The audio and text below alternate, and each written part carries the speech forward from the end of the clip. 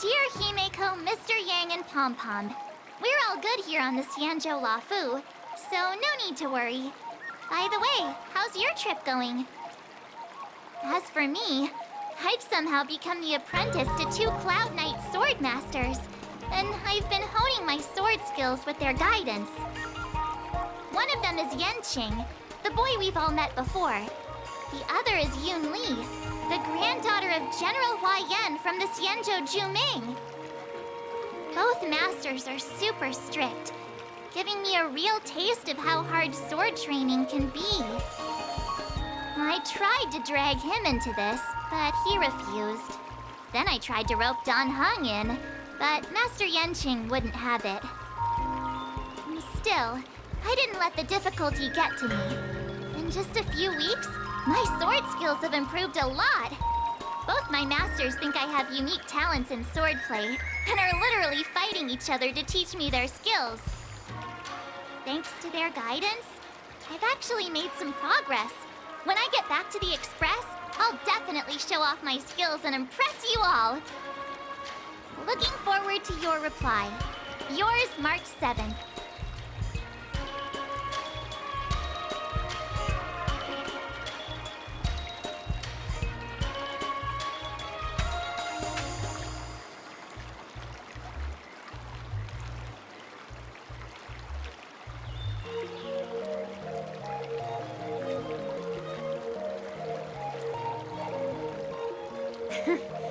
Well done! Let's call it a day.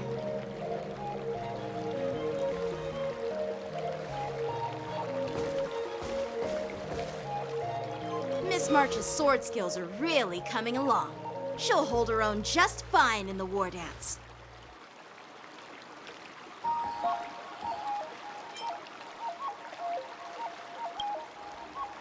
Just you wait and see. I'll show off my skills in the ring and win a match. I'll make both of you proud. Can you believe it?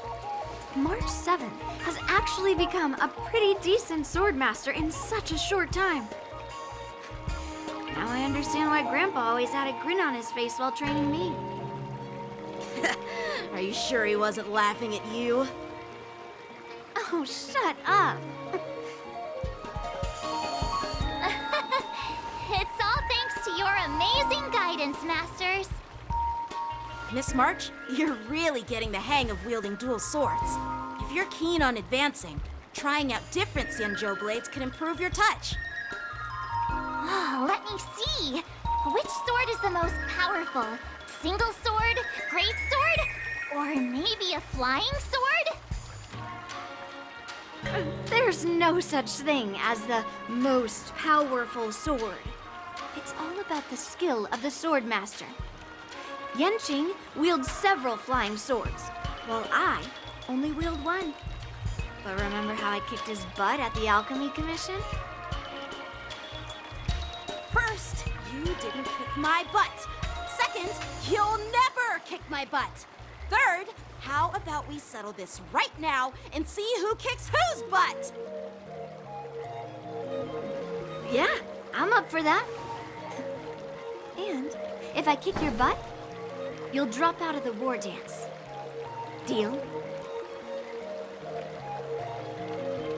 Why are you two arguing again? I thought things had been improving between you lately. There was talk that the leading disciples of the Law Fu and Juming generals were supposed to face off in the war dance, but for some reason, they suddenly teamed up to train an apprentice of their own. Turns out, the rumors are true.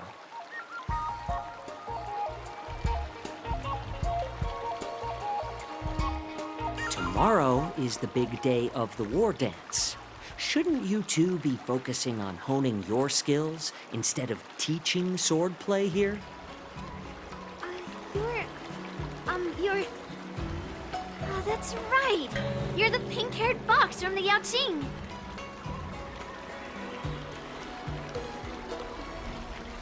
This is Mr. Jiaoqiu, the healer working for the general of the Xianzhou Yaoqing.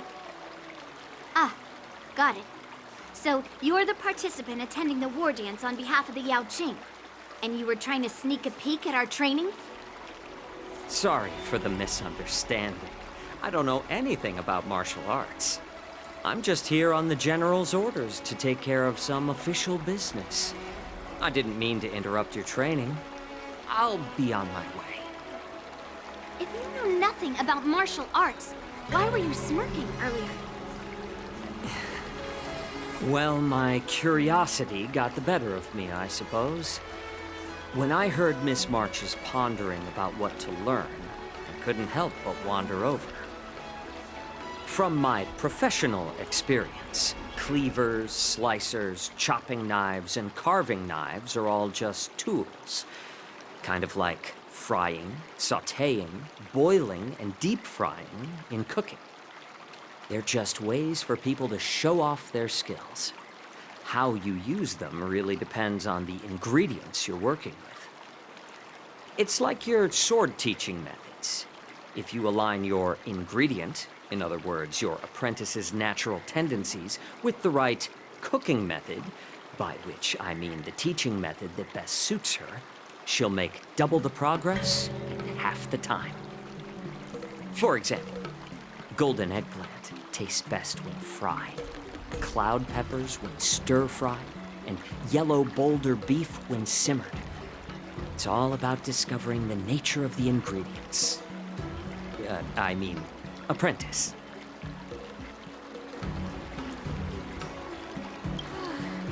All this talk about food is making me hungry. Are you a healer? Why are you talking about food? Well, it's just a metaphor. The medicinal school I follow on the Xianzhou Yaoqing is called the Ranja School. It specializes in food therapy. So it's only natural that I know a thing or two about cooking. So, you're the General's cook? I'm a healer. But anyway, a cook who isn't interested in health doesn't make for a good advisor. Fine. Call me a cook if you want. Seeing the way you're looking at me, it's obvious you think I'm just some feeble academic who likes to blabber on about martial arts. But, in reality, I know a thing or two about killing. After all, the art of healing inherently encompasses both life and death.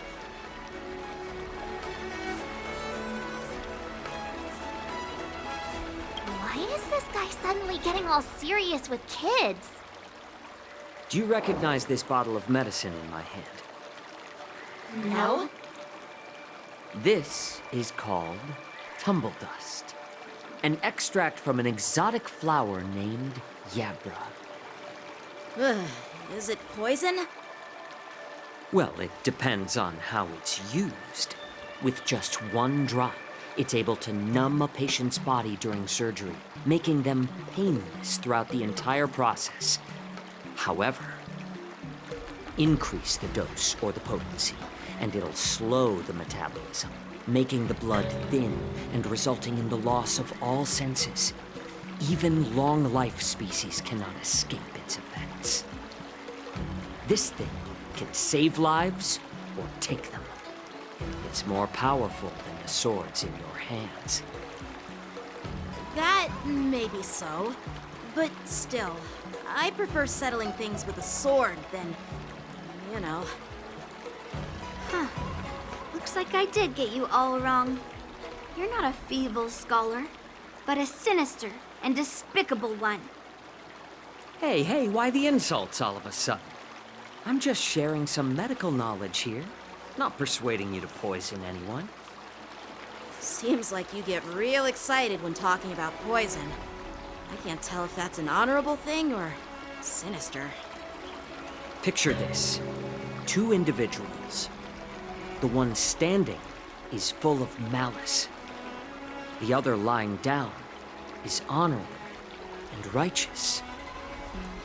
How can the one who's lying down label the one standing as sinister? In the throes of combat, where life and death hinge on a singular moment, every idea fades into nothingness. The only thing that matters is staying alive. Surviving the battlefield reshapes all notions of worth, be it integrity or treachery.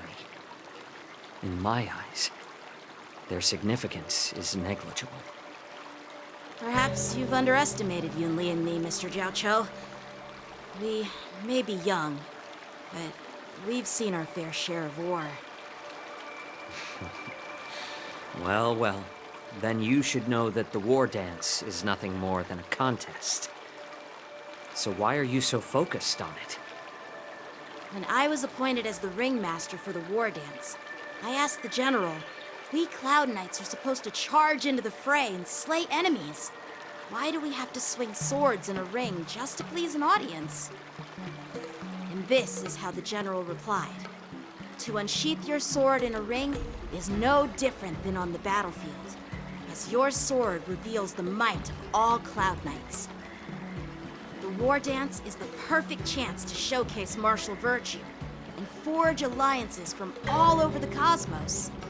When we unsheath the sword without drawing blood, we not only display our might, but also the martial virtue of the Cloud Knights. That's quite an insightful statement, Yanqing. Well, my apologies for being so short-sighted. I've been on the Luofu for quite some time, but I haven't had the chance to see the ceremony venue for myself yet. Hearing you speak so highly of it has piqued my curiosity. Would you mind showing me around? You want to see the Sky Splitter ship where the war dance will be held? Let's go! I bet Yunli and Miss March haven't seen it either, right? Well then, I'll give you all a tour.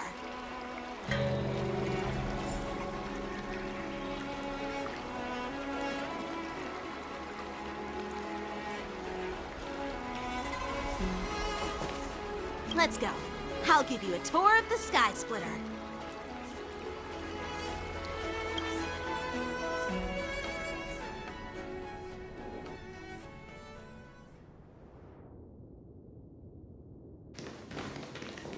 Looks like a lot of other visitors have also come to catch a glimpse of the Sky Splitter.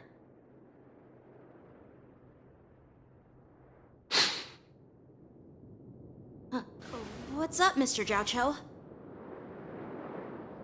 No, it's nothing.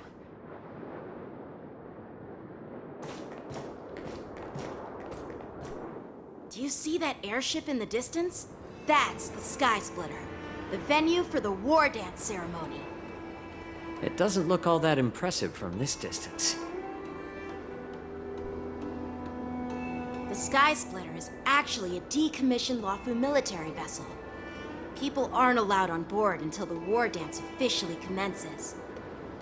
Tomorrow, when the bell rings and the ceremonial cannons roar, I'll be there representing the Cloud Knights of the Xianzhou Luofu, standing in the ring, ready to take on challengers from all over the cosmos. Since I was a kid, I've been training in swordplay and the art of war under the general.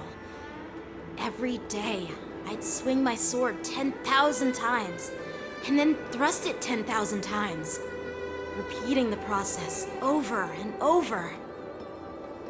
I understand that I'm not like other kids. I never envied the toys and freedom they all had. I never found sword practice boring or hard. Even in the thick of battle, facing down savage abominations, I never felt scared. Each day, I could feel myself getting stronger and stronger, and I racked up countless victories. It's the best feeling in the world. But then, I faced a really tough opponent, and just one slash shattered my confidence into 1,000 pieces. That's when I felt true fear for the first time. Maybe that's what Mr. Jiao Cho meant by life and death hinge on a singular moment. Every idea fades into nothingness. After that, I had to pick up the pieces and try to put myself back together. But no matter how hard I tried, I couldn't seem to find my old happy self again. I often ask myself, why do I wield my sword? If defeat is inevitable, why do I continue to fight? Is it to reclaim the joy of victory? To meet the general's expectations? Or to secure my honor among the Cloud Knights? While the general could teach me the art of swordplay, he couldn't teach me why I should keep on going. He said the reason must come from within myself. I've been struggling to find that reason. But after talking with you, Mr. Jiao Chou, I think I already have that reason in mind. As a member of the Cloud Knights and the General's apprentice, I've had a weight on my shoulders. And I know there's still more to shoulder. But when I wield my sword, it feels like I'm letting go of everything. I love the feeling of giving it my all, facing any obstacle in front of me, pressing forward. That's why I wield my sword. Oh, Yenqing. So young, yet so grown up. By the way, how old are you exactly? Age doesn't really matter. All sword masters will understand how I feel. I get it. Looks like all the kids on the Luofu live tough lives. So, how about you, Miss Yunli? It's not polite to ask a girl her age, no matter which Xianzhou ship you're on. I'm not asking your age. I'm asking if you have a dream like Yenqing has. You don't talk like a cook. You sound more like a TV host or something. Need I repeat myself again? I'm a healer. Well, I don't have a dream like Yenqing does. The only reason I'm participating in the Ringmaster's Challenge is because I made a promise to my grandfather that I'd win the precious sword he's contributed to the war dance. Sounds like that mind of yours is just filled with swords. I bet you've got nothing better on your mind. My father was a craftsman on the Xianzhou Juming. Because of his foolishness, many innocent people fell victim to the cursed swords he forged. Since I was a kid, it's been clear to me that not everyone deserves to have a weapon in their hands. Giving them a sword is no different than being cruel to the innocent. So, whenever I come across someone unworthy of a sword, I can't help but want to take it away from them. Given that Yenqing is the war dance ringmaster, I'm stepping up to challenge him. To ensure the precious sword doesn't fall into the hands of an unworthy master. Hey, what do you mean by an unworthy master? I see. It's not easy for kids on the Juming either. Well, it's better to have a reason for wielding a sword than to be lost and confused. I've saved countless Cloud Knights in my life, and there are plenty of exceptional warriors, just like the two of you. What happened, Mr. Jiao Chou? Oh, nothing. I was just reminded of some old friends and old tales. Judging from my professional perspective as a healer, both of you possess remarkable vitality. Your energies flow like raging fires and mighty gales. The upcoming fight will definitely be impressive. Well, we've seen the Sky Splitter and toured the Stargazer Navalia. I guess it's time to say goodbye for now.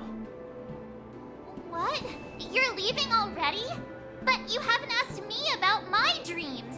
I've been working hard too, you know. It's getting late, Miss March. Unlike you lot, I'm a grown-up bound by responsibilities and duties. The tasks entrusted to me by the General won't complete themselves. By the way, Yanqing, is it normal to have so many people wandering around in an automated area like the Stargazer Navalia? Actually, this is a restricted area. But since you're all guests, I made an exception, so you could take a look around. I understand. Well, I'll take my leave. I wish you both the best of luck in the ring tomorrow.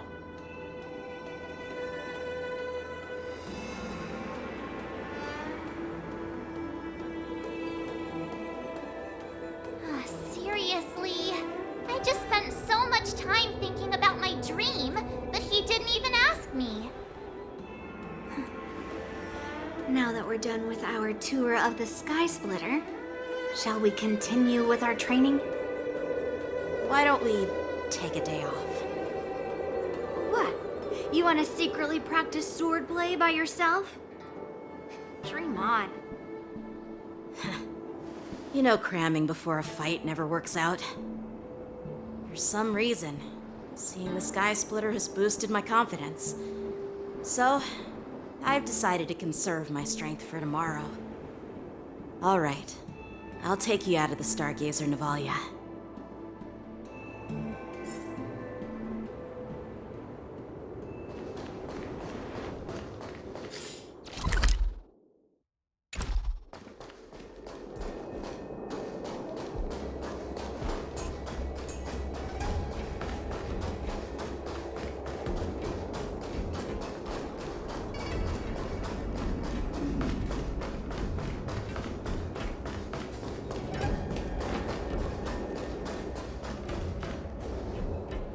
Just shut up, Red Fang! This is not a beast ship. I need some time to take care of things. You willingly donned the skin of a lowly beast to join this mission, dedicating yourself to our glorious cause. And now you're telling me you can't handle it? Do you realize how many ships we need? I'm doing my best, all right? It takes time to figure all this out. When the guns go off tomorrow, all eyes will be on it. That'll be our only chance. How's that? Who's there?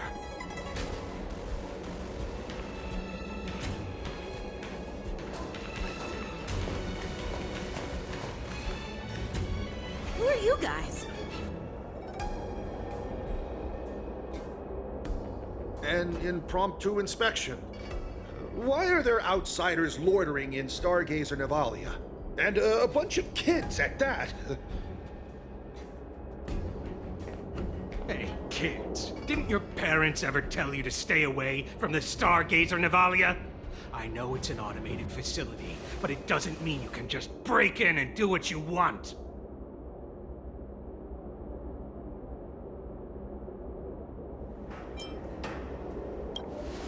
First of all, I'm an adult.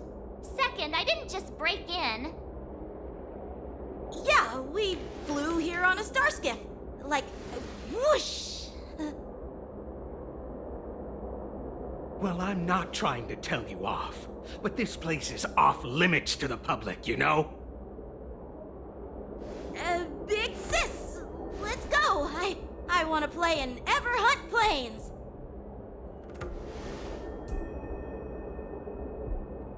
Huh? Ever hunt planes? Yeah, sure. The big sis will take you there.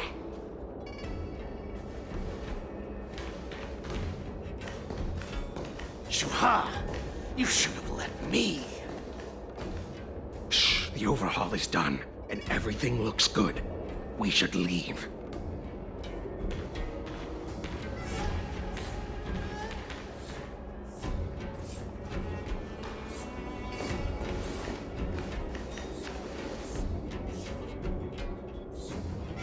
Could you repeat what you just said, Yanqing? What did I say? Big sis, let's go. I want to play in Everhunt Planes. Come on. can't you read the room? Something is definitely off about the 3 people we just met. Yeah, anyone could see that. I just wanted to hear you say it again. That pink-haired fox tried to say something. I'm pretty sure he sensed something fishy. Since he's not familiar with this place, he just dropped us a hint. But you didn't seem to be paying attention at all. I knew that from the beginning.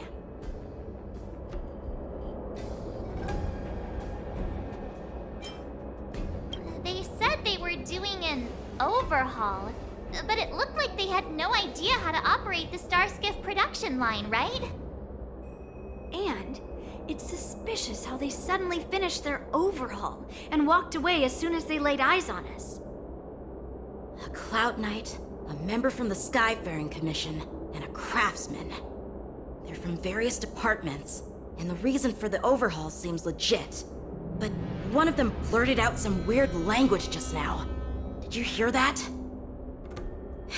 I have a feeling that if we secretly tail them, we'll definitely catch these guys in the act. Follow my lead, and be careful not to blow our cover.